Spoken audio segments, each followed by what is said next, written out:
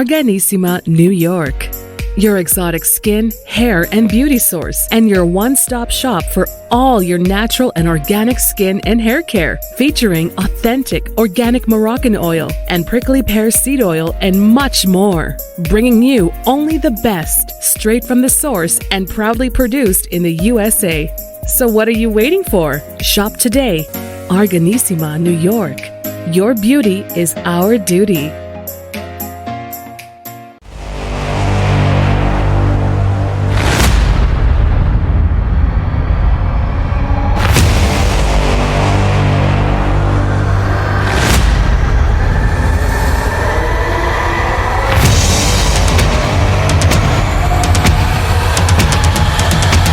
All right. Welcome. Hello, doctor. How are you? I'm well, thanks, Hurricane. How are you today? Doing terrific. As always, I would say, great day, great everything. Can't complain. Right. Well, first of all, as always, thank you for making the time. Again, from the future to the past, the usual. Yeah, that's fine. And always it's wonderful to be here, Hurricane, because as you know, we have people out there that are struggling with the way life is going, the direction the world is going, and struggling in their personal lives. And we're here for them. We're here to sort of make sure that they have some tips, some direction, some guidance. And it's also entertaining, Hurricane, to sort of think, how can we do better in life? It seems to be something that we humans like to do.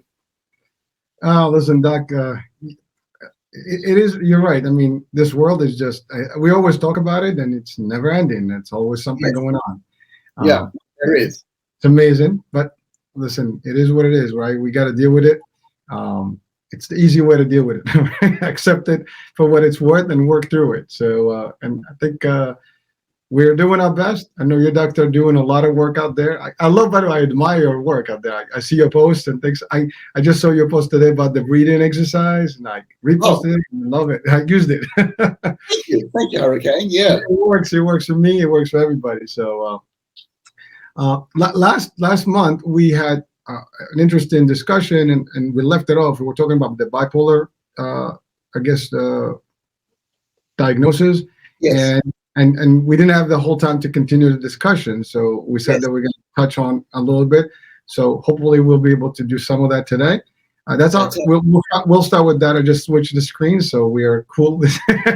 I'm looking at you, and also on Instagram we're live, and unfortunately in Instagram it's a little funny because what it does, when you're on StreamYard, it kind of splits the screen, so they're not centered. We're not centered. But I will replay it right on it, and so people are listening right now, but they might not be able to get it, in the right way. Before we get started, just give me 1 second, Doc.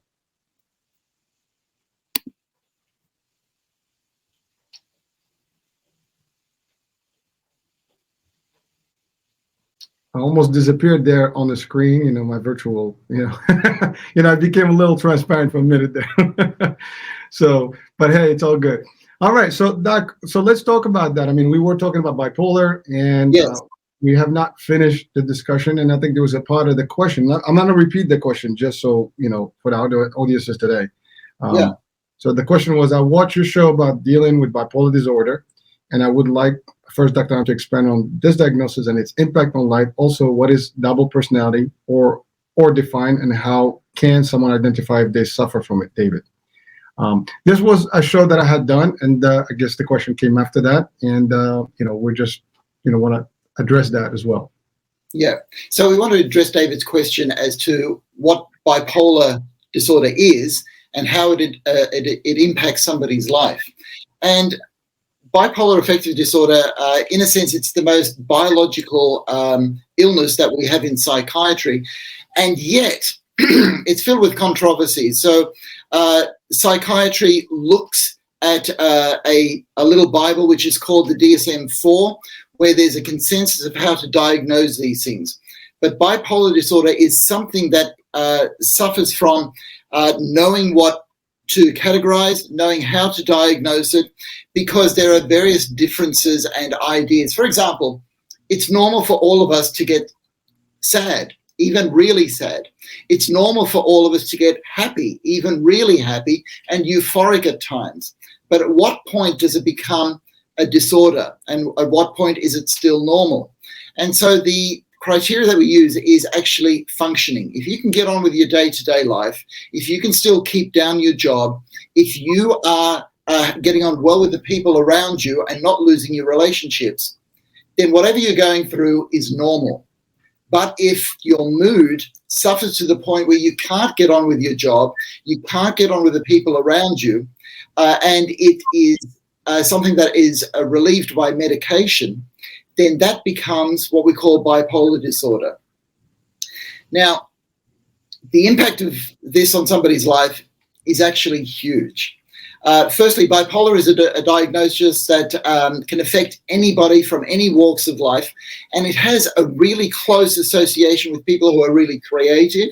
So there are musicians like Robert Schumann that probably had bipolar, writers like Sylvia Plath and Ernest Hemingway that probably had bipolar, and visual artists like Jackson Pollock or Vincent van Gogh that probably had a form of bipolar disorder.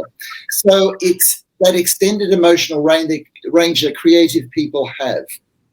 So when you get a bipolar diagnosis, the important thing is actually to know that it is the most biological diagnosis that we have, and medications actually help. So one of the wonder drugs is lithium, and lithium has been with us for over 70 years, almost 75 years, and it saves lives. The problem is that while you're on it, you don't feel that it's saving your life. But with the diagnosis of bipolar 1 affective disorder, to be able to keep your emotions stable and within a certain range, rather than going too high or too low, can actually save lives. So that's a small overview, Hurricane, but where do you want to go with David's question now? Well, no, so thank you, by the way, Doctor. And I know we expanded some of that last time. But yeah. The second part was like the double personality, I guess, diagnosis.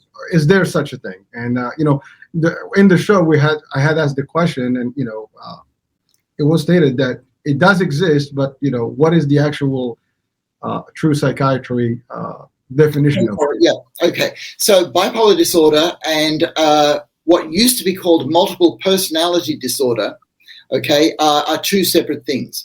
So bipolar disorder used to be called manic depressive disorder, but people didn't want this word manic as part of their diagnosis because they see it as having sort of negative connotations, okay?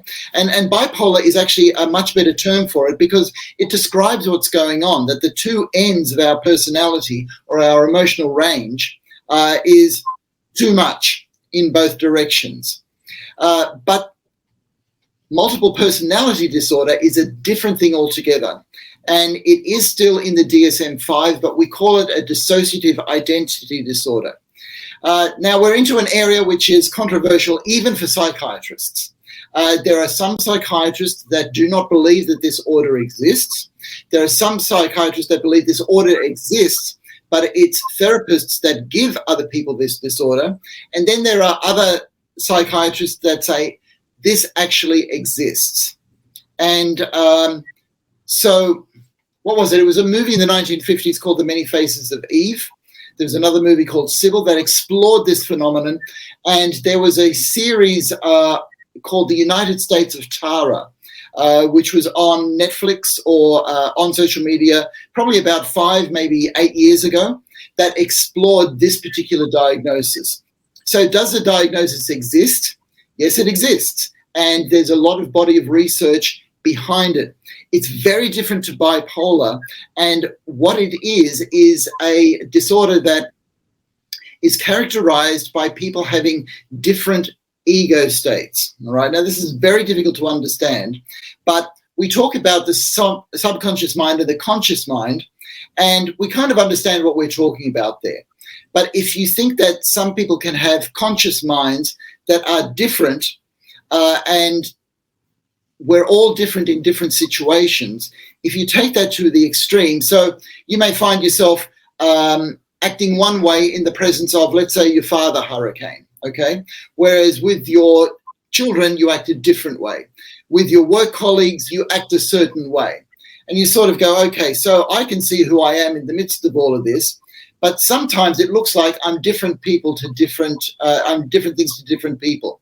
So that carried out to the extreme where you actually are different people, even to yourself, is the basis of what a dissociative identity disorder actually is. Now, okay, now I've got to say to you, Hurricane, I'm a bit weary about getting into areas that are very sort of, how should I put it? I won't say spooky or weird, but extreme in our experience, because I have treated people that have this experience, and it is a real disorder, and it causes a lot of problems. And sometimes we, in our curiosity, sort of look at these things and say, hey, that's really cool, or that's really strange, and it becomes entertainment to us. So out of respect to people, I don't see this as entertainment. This is something that needs to be worked on, because people are actually suffering from this, and there is therapy that can help, although often it is years and years of therapy. Well, thank you, Doctor. And again, you're right. I mean, this is everything that we cover. It's serious stuff. I mean, you're talking about psyche, you're talking about personalities, you're talking about action that can be detrimental health-wise, or the outcomes of whatever the person may be going through can be bad, right? Yeah. And we've covered a lot of grounds already, and we're going to continue doing this as long as we have this show going. But you're right, Doctor. It is not easy for us. When you hear a question, it's one thing, and it gives you a clarity on what it is. But for someone that's going through it, typically that is not. I don't think that person is enjoying at that point wherever they are. And right. To your point, going through the phase and getting through the treatment and how long, whatever it takes, it depends on the personality. I'm guessing someone can be treated sooner than another person. Depends on how they commit and how much they put in, and how far they are, right? Yes, that's right. Now I have to put in a real psychiatric type thing to say, because I'm concerned when people like David put divided personality together with bipolar, because there's something in those two things that kind of look the same, but they're very different. And what I do need to say is not to diagnose yourself. All right. If you feel that there is something that needs to be worked on in you, then go see a doctor and trust the doctor's diagnosis. I mean, doctors go to medical school for 7 years for a reason, to find out if there is something that should be done, or if this is something that, we can just talk about and move on from, because it's a very subspecialized area. And one of the disadvantages of our society that has a lot of information is that it's really hard to wade through information, or to know what level of information we're actually operating on. Because what is information for me is very different to information for people who are afraid that they might be going through something. And so it comes back to trust, Hurricane. If we can find doctors that we trust and build up a relationship, then we can go to a place where things can be treated if they need to be treated. Well, Doctor, thank you so much for that, because it is. I mean, obviously the question was related to the show. So, yeah. And again, for me, I get it, because, for the most part, for someone who doesn't know, these things can be almost overlapping in a normal mind. Meaning, there's no such thing as normal mind. Let me be clear. But and like the common understanding of it is like, I've actually thought they were the same myself, because that's how it can be portrayed a little bit. And, in movies and stuff, you don't know exactly what it is, because there's no diagnosis.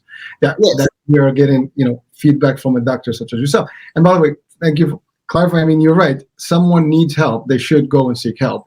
And there is help available almost everywhere. It's just a matter of finding. But I think you and I, we have touched on this, the idea that not everybody is willing to admit that they have a problem, or are willing to go to see a psychiatrist, or because of the stigma, because of how it's been historically portrayed. I mean, you talk to someone that going to seek mental health, that's taboo, right? Like, we can't talk about that. It becomes very difficult. And so encouragement, is needed here. And I think, one of the things that, Doctor, you do all over the world is that you are bringing this to the people. You are bringing the idea that you can reach the doctors. Yes, yes. And I want to talk a little bit about movies and television series, because the difference there is the purpose of movies and television series is entertainment, all right? And so we get entertained by seeing things that we find curious or bring us pleasure, bring us joy, or take us on a ride of some sort. And that's fine. But sometimes movies and television series will use very serious subjects to bring us that entertainment. And so often we look at a movie or a television series and we identify with what's going on. And we think, oh, maybe that's going on in me. And that's where we cross a line between normal and identification with things that are going wrong. And I have to say to you, Hurricane, the good news is the majority of humans are actually normal. And it's normal to be resilient, that even if you go through problems in your life, it's normal for your brain and your body to be able to find a way through. In a way, that's what survival of life is. We all encounter problems, but it is part of the human spirit to look for and find a solution to move forward. And I got to say, as human beings, we actually do that really well, okay? But there is things in our society at the moment that seem to be pushing us towards this area of mental illness and mental unhealth, if you want. And that's where sometimes this blurred line between what is science and what is entertainment is not always helpful. Well, Doctor, you touched on something that I always debate with, because you're right. I mean, we watch movies, and you clearly stated it's entertainment, but it's also influence. It is affecting how people think, and it is almost guiding people. It's suggestive enough. It's hypnosis in a way. I mean, we've covered some of that as well.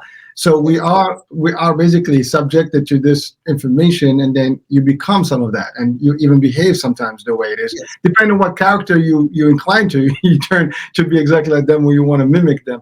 And it becomes good or bad, depends on whoever you pick. I mean, you pick somebody that's evilish or devilish, you're going to have, similar tendencies. You pick someone, that you enjoy as a good character and good charismatic personality, whatever, helpful, charitable, you might be the same.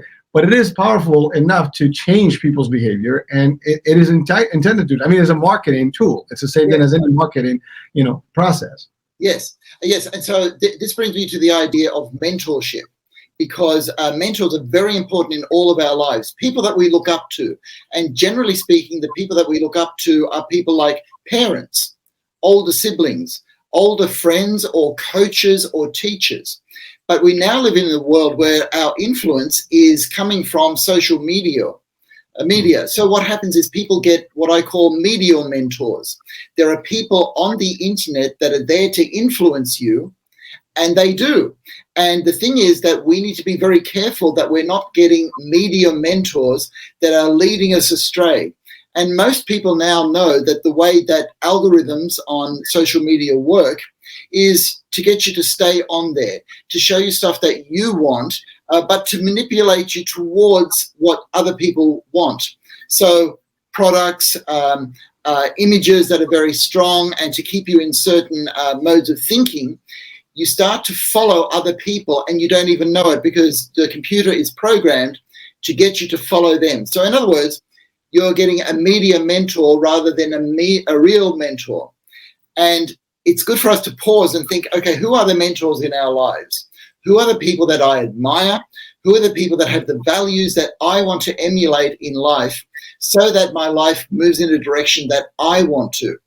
And to be able to do that consciously is actually good, so that you have some mentors in your life that guide you down the path that you actually want to go on, rather than be taken down an algorithm.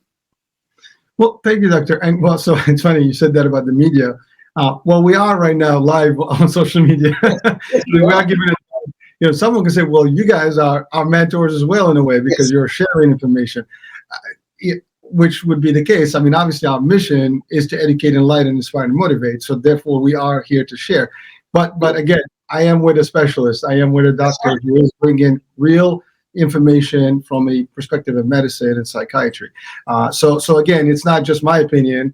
and I would not be able to give advice about psychiatry stuff because I have no clue. But the idea of having you on and sharing, it's valuable so people can get from the source. And really, you are the resource. And Hurricane, this is where what you do actually works brilliantly, because you use an entertaining style, you use music, you use images, so that people get entertained. But behind you, you have a team of experts, including myself, that bring information that is more scientifically based. And people listening to us at the moment are not here just for entertainment. They're here to get some answers answered.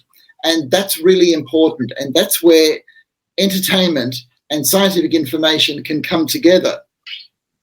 Well, I'm glad we're doing this work. And by the way, I enjoy it, and you know that. And so we do it because we really believe in it. And I know, Doctor, I mean, your time is very valuable. I mean, just the job you do is kind of expensive, and you get real work done and so on and so forth. But you're given your time, at least it is an appreciated gesture, and time is valuable, right? Time is priceless, and you are giving some of that to the people around the world.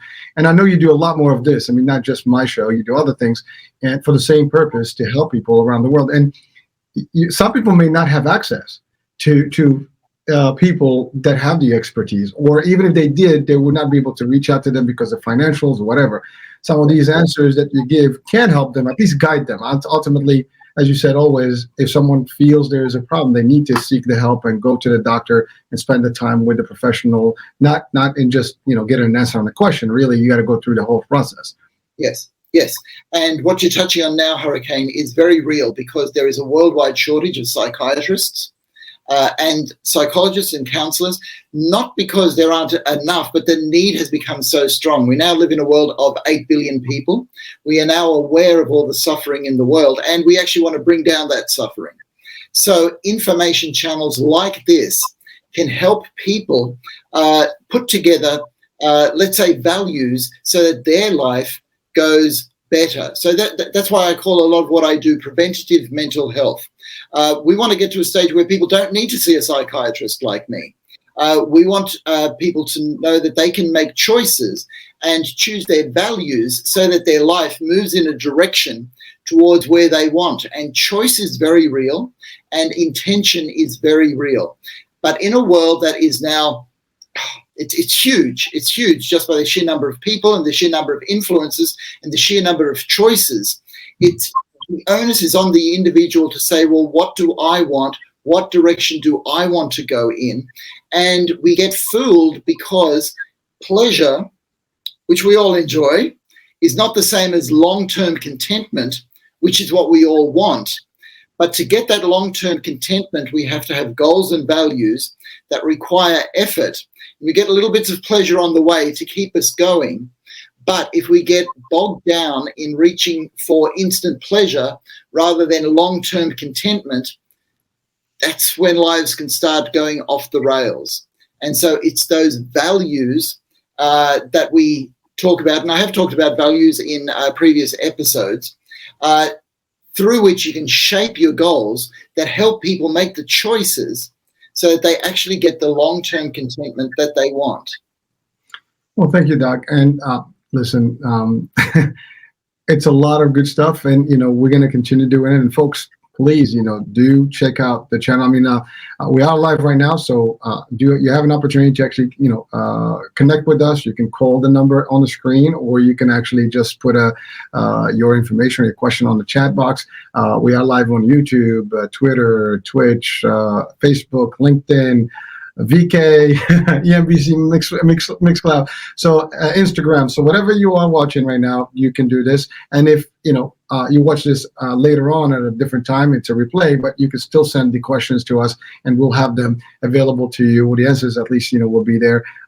As always, the last Friday of every month, we have this hour, and Doctor has really committed to this, and I committed to this to bring this to you guys. So, and again, so we're live while we're doing this. You chime in if you want. So, Doctor, I want to go to the next question, although this is actually a question that just came recently. This is my question, actually. It's not from someone, because I had a show last week with a guest who actually was suffering from schizophrenia. Yeah. and he lived with that for years and years, and so he was able to eventually get out of it, or at least be actively without having the same I guess challenges of schizophrenia. But in the question, we talked about it, and I wanted to just get your psychiatry specialized answer or definition for the term and for what it is for people, so at least people can understand it. Actually, I did want to bring him on the show, but I wasn't sure if that would be appropriate. So we did talk about it. Maybe I can have him come on, and maybe he can talk about his personal experience, and with you as being a provider and a psychiatrist, if that's something that you want, we can do it, and if it's possible, sure, why not? So the question is basically, what is the true definition of schizophrenia, and what are the treatments available to help with it? Can someone ever be cured of it? Okay, good question. Lots of questions there. Okay, so let's take the word schizophrenia, because it's actually a problematic word, because the word itself means a split mind, right? Which is actually not what schizophrenia is. When people first started describing schizophrenia, it was very hard to articulate what was actually going on. So the core of schizophrenia is actually what we call unreal experiences. So hallucinations, hearing things or seeing things that aren't there, or delusions, believing things that are possible but not happening, or impossible, and yet the person feels that they are real. So the essence of schizophrenia is having unreal experiences. Now, that's a real problem, because we have to make judgments about what is a real and an unreal experience. Okay, so something that becomes very important to somebody who has schizophrenia is the idea of insight. If the person knows that they're having unreal experiences, then their prognosis, so in other words, how they're going to do well with treatment, is much better, right? When somebody doesn't know that they're having unreal experiences, that becomes a real problem. So I'm going to move from one term to another. I'm going to move away from schizophrenia to a term called psychosis. And psychosis means having unreal experiences. And that overlaps now with taking certain drugs. Like if you take methamphetamines or ketamine or LSD or a variety of these drugs, you will have unreal experiences. And people like having these unreal experiences because there's a certain entertainment and pleasure value in it. However, it's usually transient, and people then come back to knowing what reality is, and it's that shared reality. Unfortunately, there are a lot of people, and I get to see them, people who have taken, let's say, marijuana, a lot of marijuana, or LSD, where they don't come back to what we know is reality. And so the psychotic experiences or the unreal experiences can linger and sometimes become, I won't say permanent, but a major feature of their life. Somebody with schizophrenia is somebody who has psychotic experiences probably due to their genetics. There is something in their genetic makeup that means that they are at risk of having unreal experiences. And the way that I look at it, Hurricane, is that anything that can go right in our body or brain can also go wrong. So just like you can get cancers, which is something going wrong, or ulcers in your stomach, which is something going wrong, or degeneration in your eyes, or diabetes, or heart disease, which are all things that are going wrong. Something like schizophrenia is something that normally works well in the brain going wrong. So I'm starting to put together a picture of something that is an illness just like any other illness that occurs in the brain because of the way the brain is wired. However, there are things that we can do to make sure that even if you suffer from something like schizophrenia, and schizophrenia is a real burden, it's a difficult disease, and it affects about 1% of the population, and that has stayed at about 1% almost throughout the world and almost since we've been recording it. There are some things that you can do to keep it under control. So the number one thing is medication, and our medications, they're not perfect, but they are better than medications used to be. But I'm actually looking at doing a study about what makes people with schizophrenia do better in society than not. And Hurricane, the answer is a family, people around them, day-to-day support, because the people that we love are part of our reality. And if the people that we love start saying this is not real, you tend to trust them more. We actually share more reality with the people that we live with and love. So in my own practice, I look at the people who have done well with schizophrenia, which is a difficult disease, or the people who have not done well. And the difference is that backing of a family and people who are there to share love, which is sharing reality. So that's a small snapshot of schizophrenia. Well, doctor, I mean, thank you for breaking it down. I mean, it seems that it's a difficult one, and to your point, there is. You said 1%. That's still a big number when you're talking about 8 billion people on the planet. It is a big number. Yeah, it is huge, and unfortunately, there's other diseases and so on and so forth. But this one, to your point, is pretty difficult because if the reality realm is almost convoluted and you're not sure where you stand, that could be a problem. I mean, yes. This is a philosophical question. Is this a real world? What's the reality? What's not reality? And yes. we all adjust to reality based on the set of things that are around us. If are they recurring? All the things that are happening are the same. But when you start seeing things or hearing things that are different, whatever the case may be, yes. that changes dynamics. And you're right. I mean, if you're taking some leisure, medicine or whatever you call it, like, in terms of marijuana and some of these things, or greens, it can be leisure, it can be fun, but also it can have some serious, severe, issues that can happen. Yes, That's a message to people. Be careful. Yes, it can. And so one of the questions that comes up is, can it be cured, right? And that actually comes down to, well, what caused it in the first place, right? And for most people, taking some sort of a substance like marijuana or LSD is part of the picture of their psychosis. Okay, so the thing is that, can it be cured? Well, we've got to do what we can to stop taking those substances, to stop with the LSD, to stop with the marijuana, to stop with the methamphetamines, to stop with the ecstasy. Okay, and then we go through a period of time where we see if people still have unreal experiences. And if they do still have unreal experiences, then medication can help.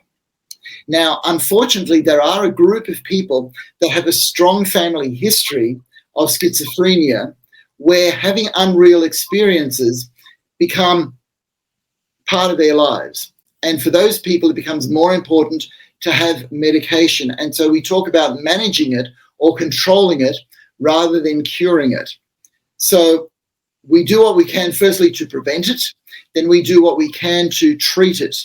And if we can take away the things that can contribute to psychosis, and I am talking about substances, drugs, then we have much more of a hope that it can actually be cured in some people, although it will be prolonged in some people as well.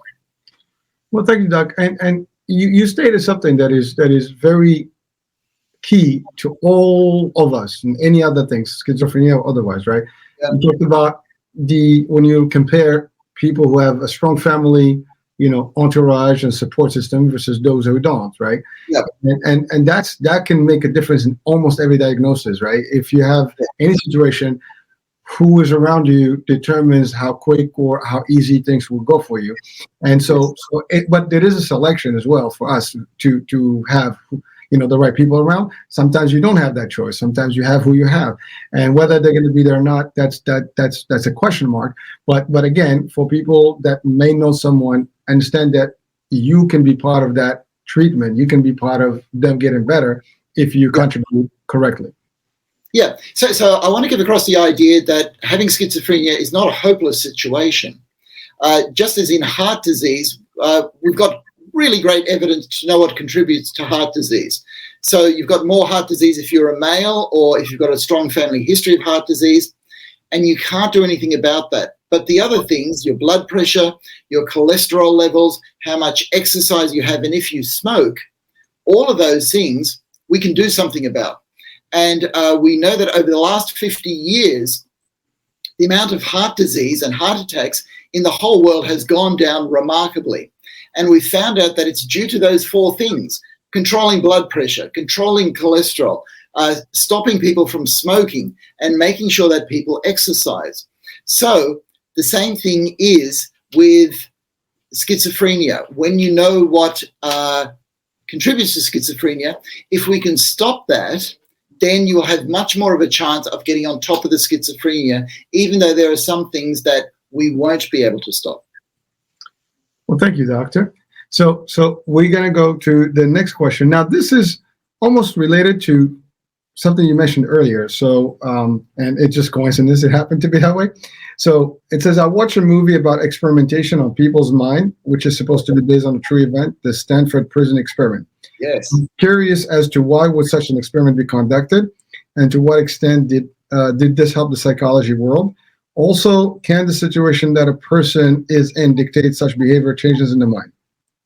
Okay. So, Sorry. No, that's right. Thank you for hitting me with a really interesting question, Hurricane. You will be testing my memory here, because I believe the Stanford Prison Experiment was carried out in the 1970s by Stanley Milgram, and it involved people being taught to become either prisoners or warders as part of a acting experiment, but they actually took on those roles very, very strongly. Now, since this has been published, the people who were actually part of this experiment actually questioned the findings and said, no, Stanley Milgram did not influence us as much as he thinks that we did, all right? But he did this so that it sounds better in publications. So the full truth about what goes behind this, we may never know. And I don't know the particular documentary that people actually listened to or watched, but the essence of the experiment, that we can be influenced by the roles that we play and the people around us. Yeah, I got to say that's pretty robust finding, that we are actually people who can be influenced. Well, Doctor, I did watch the movie, by the way. Oh, you watched the movie, okay. I did. So it is, you're right. So the movie is, there's a bunch of people that come into the experiment, to this locked prison, and they're all, regular people with different walks of lives, and they're just given assignments or roles. And so like people, and some are wardens, some are, inmates. And then all of a sudden, although they knew this was just, fun exercise, they took on the role and became serious about it. Now, obviously, it's artistry, and in the movie, they got a little bit more dramatic. But again, I don't know how far it was from the reality or not.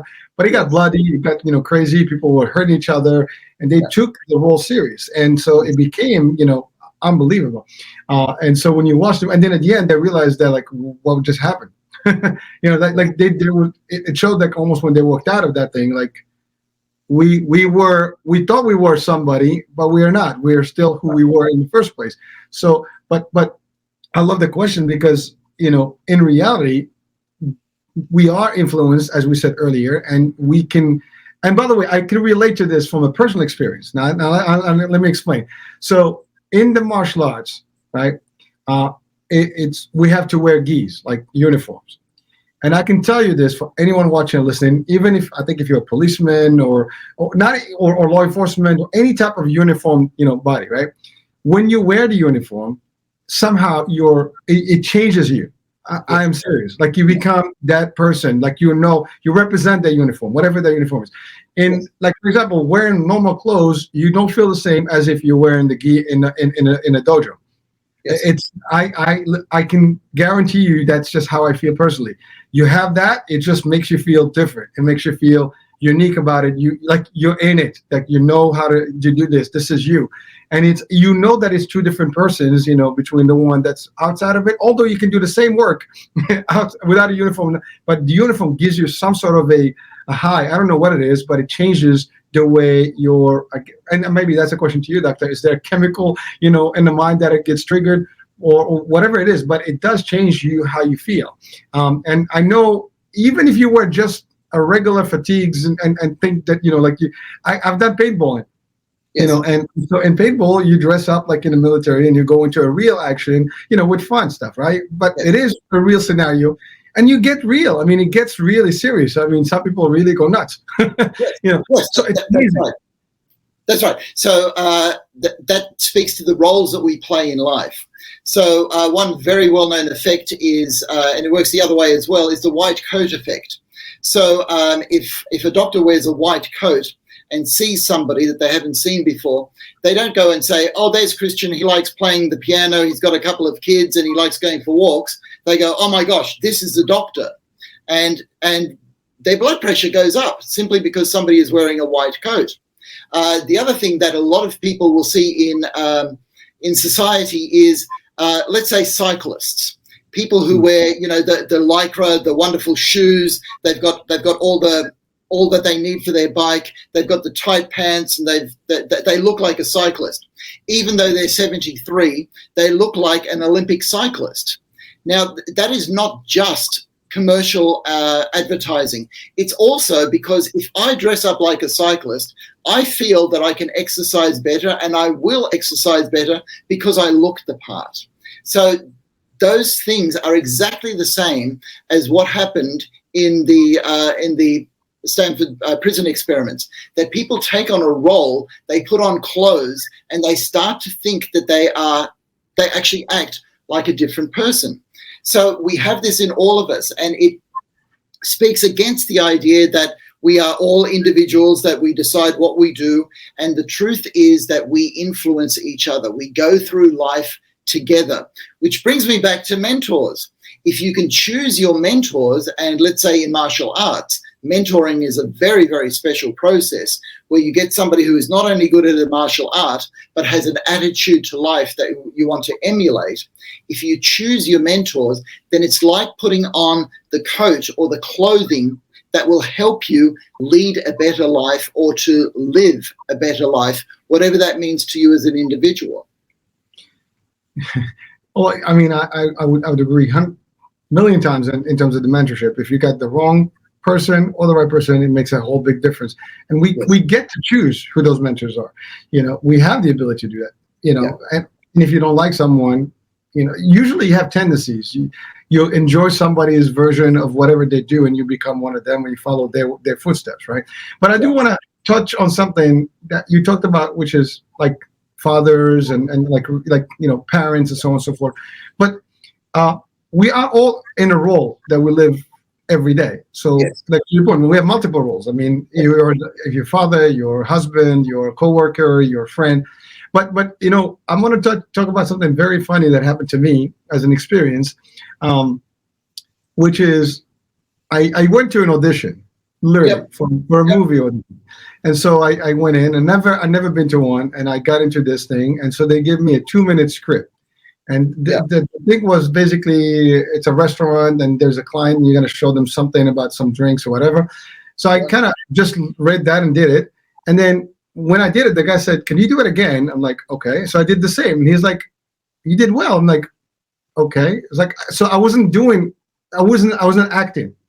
Yes. So he said, "Well, what happens? Like, you give me a role. I was in a role. I mean, I just saw myself literally in that restaurant talking to someone. I wasn't trying to be there. I was just doing it." And the reason I'm talking about this, because in sales and training, we do the same thing. We do role play. And the role play is really, I take you as a client, and we're going to do like you are client, you act as a client, I act as an actual person in front of you, and we do this. So actors do this, for a living. They become the role. They become that character. They're not actually, they become one. And so they behave exactly as that person characteristics. And then therefore they give us that real performance that you feel it, you see it. It's just an amazing experience. And I'm sharing from personal, simple 2 minutes. So I will go into the brain to explain some of what's going on there, okay? Because there are two groups of people that you spoke about there. One is actors, people that become a character, right, to portray. And you did a bit of that. You also talked about sales, all right? And who are the people who become successful in sales? They're the people who like people, can make connections with people, and can get the idea across that, this is trustworthy, all right? So trust is a big thing in sales. So going into the brain, how does that work? Firstly, I'll talk about sales and trust, because all of that is mediated by the brain chemical oxytocin. And oxytocin mediates our feelings of trust, also our feelings of love. And mentorship, people that we want to be like, is a form of love. It's a connection, a human connection, and that feeling of, oh, that's a great guy. I want to grow up to be just like that. That's a form of love, and oxytocin is being flooded into the brain under those circumstances. Now, the thing is, when an actor becomes a character and portrays somebody that a playwright has put together, you go to the theatre, you watch that actor, and you go, I can identify with that. I can see some of myself in that, or wow, I would like to be like that, or I would like to get closer to this character. And we know that it's an imagination, but that identification is also based on love. It is seeing what you yourself value, what you love in yourself, being projected out on stage. Now, there's a whole lot of other chemical processes that go on. It's what we call mirror neurons. It's when somebody is feeling something in their brain, you look at them, you make contact with them, and then the same part of your brain is being fired off. That connection that we have amongst people, and I suppose that's the theme for today, we are connected as people, Hurricane. It's all a form of love, and we can actually measure the brain chemicals, not just oxytocin, but also beta endorphin, which makes us feel together as part of the human race. Whenever we laugh together or cry together or are even angry together, and these are the sort of things that happen in the theatre, all that togetherness is mediated by beta endorphins, feeling together. And so that then influences our serotonin level because it feels good to be with other people. And all of these brain chemicals tend not to be as strongly released through the media, okay, through screens, okay? Like, let me put it this way, Hurricane. If we were sitting in the studio together in person, we would feel a closer bond than through what we're doing at the moment, even though what we're doing at the moment is fantastic. I don't want to take it away. We couldn't do it without it. But when I get into that studio with you, it'll be closer. We'll have those feelings of togetherness, that we're doing something together. And well, first of all, love, yeah. Thank you, sir. Well, we will have that moment one day. I mean, I know you're not on the States, but no, we'll make it happen. We'll be together in one place. If you're in the States or if I'm in Australia, we're going to make sure our show is done from the same space. We'll talk about that, yes. Yes, sir. Well, so first of all, I didn't mention the names of the people who sent the questions. I kind of went through them. So the question about the experiment was from James from England. Okay. And I believe, let me see who else. We had David. Yeah, so that was it. There's something else I need to say to James, because that's a huge issue, that documentary about how we take on roles. And what we learned through that is that there's a lot more going on inside us as human beings than we like to think, okay? And there's a lot more that has to do with how we interact with each other. And we are moving to this idea that our brains are actually connected, right? So one of my favorite parts of the brain is called the anterior cingulate gyrus, and it is a part of the brain that almost transmits feelings to each other. This is called empathy. So we grow to be like the people that we are around, and it's a very real phenomenon. So the idea is to choose the people that you're around, to choose what goes into your brain, because computer specialists know garbage in, garbage out, all right? But that also means good stuff into you will result in good stuff out of you. So if we can make choices to get good stuff into our brains, and the people that we interact with being helpful, and I like good people, I like to influence other people in a good way as well, then we're actually on this spiral of helping each other get through life. Doctor, I have to say, you said a key word. You love to give good stuff to people and good vibes and good frequency and energy. I thrive on that. And, I hope that a lot more people do that every day and we can make a difference. And that's unfortunately, we see some of it, but not a lot of it. And I hope there's more. That's all. Yes. Yes. So Doctor, I have another question. And although, I do have a question that is literally past, meaning it was literally for February, and it was about, and we do have a little over 10 minutes. It was about the celebrating the Black History Month. So I know we passed in March, but if you don't mind, I want to just ask it because I want to make sure that our friend gets the response. Jamil, is that okay? Yeah, Jamil. Yeah. Yeah. All right. So as we are celebrating Black History Month, we reflect on Black heritage, race, and racism in the U.S. My question is, what does racism do to a mind that is being subjected to it? What drives someone to feel superior than others? Very deep question. They're huge questions. They're wonderful questions. And I suppose one thing that's really happening in today's world is we are grappling with these questions. And we are grappling with these questions ultimately because we want to make the world a better place, all right? I'd like a world without racism. I'd like a world where everybody gets a fair go. That's an Australian way of saying let's do without racism. I'd like to think that we can live in peace and harmony as people who are together. All right. So we're trying to do that. So what makes people feel like they are superior to other people? Unfortunately, one of the ways that evolution works is this idea of survival of the fittest, which brings in the idea of a hierarchy, that there are some choices that we can make that are better than others.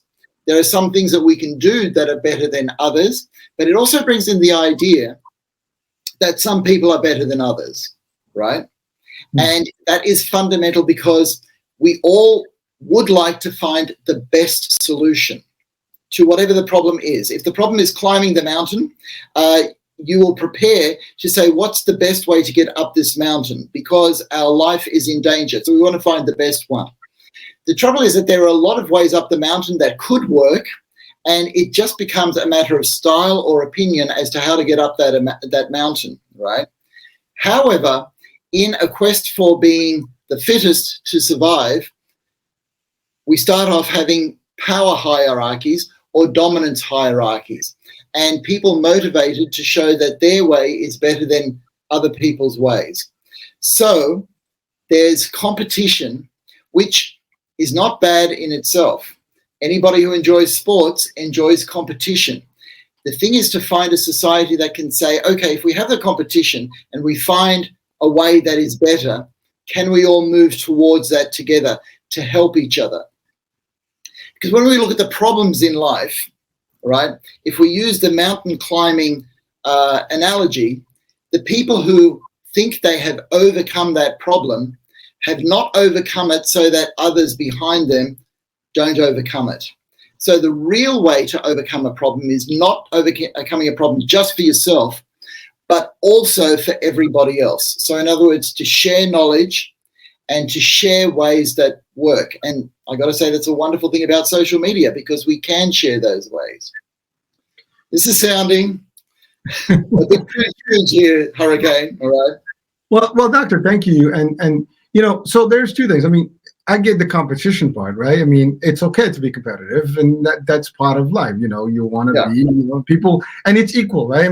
You want to compete, you just got to do more, right? You got to perform better, right? That's one thing. But like when it comes to race, people don't select their race. You're born into who you are, right? And it's a matter of you're being judged on what it is. I think that's what makes it a little bit more different. Yes. I didn't choose to be this, right? Or what my background is. And so therefore, why am I being subjected to something just because you happen to be this? It's not in reality, we are equal humanity. We can talk about it from an equal perspective. But as you said, the survival of the fittest, evolution, but it's what gives? I think that's really the question. It's a difficult. I'm sure we're not going to answer that question, but it's a tough one. Okay, but I'm going to reframe it so that we look at the positive. Okay, let's look at the flip side of racism.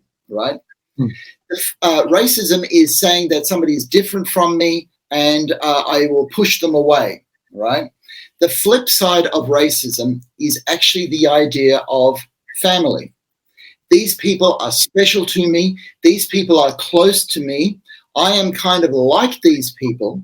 And therefore, the idea of family is that we're together. And two people who form a new family have to get to know each other and tolerate each other and accept each other and then even celebrate each other to become a family. So the challenge is not how do we stop racism, but the challenge is how do we become one big family? And we've actually got some science about this, Hurricane. The science is this. If we look at, let's say Chinese people who immigrated to the United States or to Australia, they met with persecution when they first came there. But then the people, let's say, of Sydney got curious about the Chinese people and about their food. And now we not only embrace Chinese people and their food and culture, around the world, we will even argue as to who has the best Chinatown. Is it San Francisco? Is it New York? Is it London? Is it Australia? I got to tell you, the best Chinatown is in Australia, of course, you know, because I'm in Australia and that's part of my family, right? But the point is that once we got to know Chinese people in Sydney, they were embraced and even celebrated, and they are now part of the culture. Now, this is actually the science of the mere exposure effect.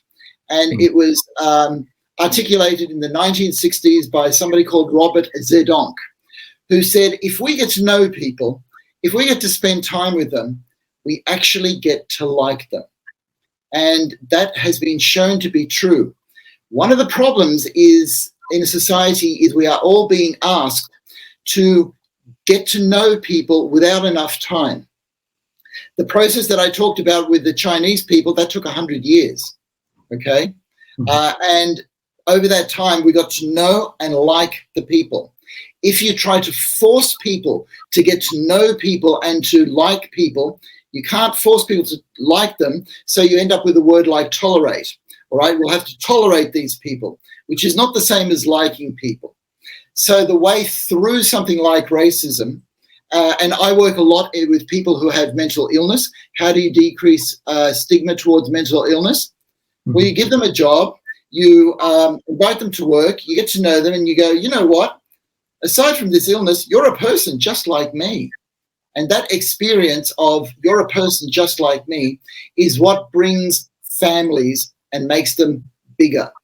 So these days at workplaces, you have like cultural ambassadors to make sure that people get on so that people feel they're part of a family.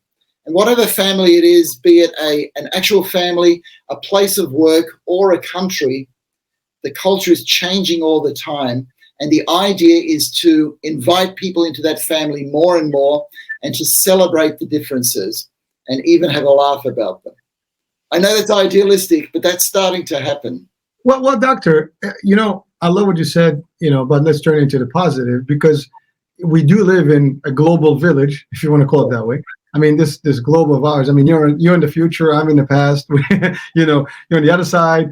You're in literally different season than ours, right? But yet we are connected right here, and we connected literally through the world with all these channels that we're live right now into the social media. I mean, people literally, I'm looking at them from different parts, especially on Instagram, different parts of the world. And what it does is that we are a human family. Yes. And we all are striving for the same stuff, you know, to live happy, to have, you know, some sort of a good income, good money, whatever, live a certain life and enjoy everything. So that's the thing. So I think, if to your point, if we start thinking from that ideology of we are one humankind, we are all, you know, sharing the same family, on this planet, we should be able to coexist better. Not so much to tolerate, because to your point, tolerate is like, I am just absorbing you. That's kind of like, right. I see. Yes. You know, I shouldn't be absorbing someone. I should be just embracing someone for who they are, and that's it. And so it's a big difference in how you look at it. Now, I get it. There's always going to be a percentage of people that just going to remain who they are and how they see the world from their lens. But I still believe that the larger majority now is open to diversity, open to change, to different. And I think that's been, you know, a great, you know, but again, it took centuries. So let's take another example. So the British and the Indians were at war with each other in the 1940s, okay? But if you look at the cultures now, the Indians love their cricket. Where did they get that from? The British love their Indian cuisine, particularly in London, all right? It's full of Indian restaurants. Where did they get that from?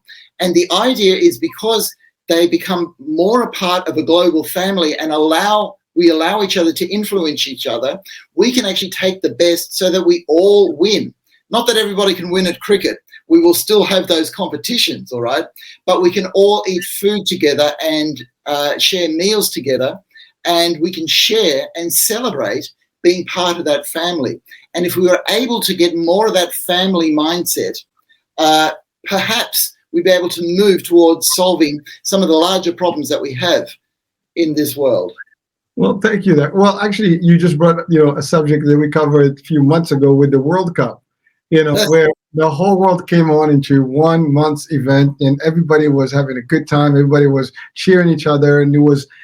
But I mean, while it's ideal, it is realistic because it's happening. We can do this. The problem is, like, it's funny. I always say this. I go on cruises, and in a cruise ship, you have at least a few, a couple of 20, 30 nationalities that are literally every time, if not more. In some ships, I've had 200 nationalities, that were actually announced, and and everybody is literally. I don't know if there's 200 countries, but maybe there's less. I think it's one something. But the idea is, like, there were so many diversified groups in there and backgrounds, and they're all got along well. And everybody's cooperating, everybody's smiling, everybody's happy. I don't know if it's just being a hypocrite, and I'm not judging. But they're doing it. Even if you do it as a hypocrite, even if you just do it a face, it still works to a degree. I mean, it may not be genuine, but would like it to be genuine. But it makes a difference, right? At least people are, and they're almost, to your point, they're open to the idea of, oh, I never talked to someone from this country. I mean, people tell me, like, oh, I never met someone from Morocco. Yeah, I get that all the time. In some parts. Oh, really? Wow. How is it? How does it look like? Well, I'm from the States, but I am originally from Morocco, and I can talk to you about it. It's exotic. It's got all these things. And so it changes the dynamics, right? And it gives you a discussion. I think different is curious. I mean, it gives you that opportunity to talk to someone. So curiosity is so wonderful. Curiosity is what can drive us to be closer together, because the more I find out about you, and the science shows this, the more I will actually like you. It's if I put a barrier and say, I'm not like that, and I'm not going to find out anything about that, that's when things go awry. But curiosity lends itself to beta endorphin release in our brain, which unites us as people. Yeah, Doctor, I thought you were going to say curiosity killed the cat. Just kidding. Yeah, that was good. That would see the difference between me and you. So that's how I think. Endorphins. I love it. But it's fun, right? I mean, it's really, but it's interesting how it is. I mean, again, we could live a happy life. We could be, like each other for who we are, and that's the other thing. I think I always put people in two buckets: the good or the bad. And even the bad, they have a bad time. As you said, they're just going through something, right? So it's not like we're not generally bad by default. We just get tendencies to become bad. And again, that bad also is a big definition, and it could be just bad temporary, it could be bad forever. but the idea is that we don't have to be necessarily that way. So but so thank you for touching on this subject. I mean, we could spend hours on this topic. It's difficult, it's hard, but it means a lot to people. It does. It's very huge. Yeah. So I'm not going to open things up at the end of something, but you're right. We could spend a long time on these things, and they do have to do with how we interact as people, and that's where the psychiatry comes in, because our minds, our brains are connected, and so to know that we have a connection and that huge chunks of our brain are actually put there, designed, or exist, or have evolved so that we get on with other people, is actually a useful piece of information. Our brains are actually wired so that we interact with other people and we start to understand other people. Well, with that, Doctor, I think we just went over the hour. So I listen. I never can get enough from you. So I can be with you for the whole day, and I'm not gonna get tired. So that will be it. But I know you have other better fish to fry, as they say, and other things to do. And like I said, your time is valuable. And it's getting late here. You're just starting your day over there. Yep. Yep. But I appreciate the time. I appreciate the responses, and I know that the folks are getting their juice. And folks, again, we do want you to interact with us. Don't be shy. Call in, send in, put a mouse or something as a picture. But we just want to hear from you and see you live with us. So just do this. Join the discussion. It is for you, and you can. If it's not for you, for someone you might know that can actually benefit from the discussion. So thank you. So, Doctor, thank you so much for being with us today. Thank you very much, Hurricane. All right, folks. This is it for today. We'll be talking, and just we catch the next tree prom with Dr. Heim. Time for mental health. The last Friday of April. So stay tuned.